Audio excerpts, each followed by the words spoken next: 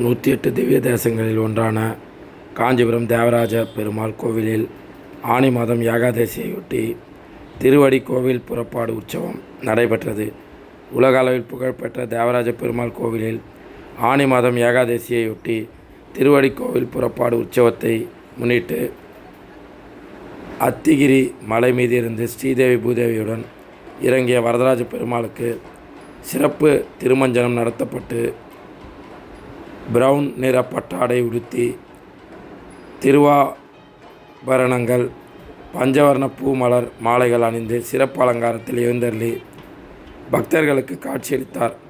பின்னர் மேலதாள நாதஸ்வர வாத்தியங்கள் முழங்க வேத பாராயண கோஷ்டியினர் பாடியவாறு ஸ்ரீதேவி பூதேவியுடன் வரதராஜ பெருமாள் சன்னதி வீதியில் உலா வந்து திருவடி கோவிலுக்கு எழுந்தருளி சேவை சாத்தி பின்னர் திருக்கோவிலில் உள்ள கண்ணாடி அறைக்கு திரும்பினார்.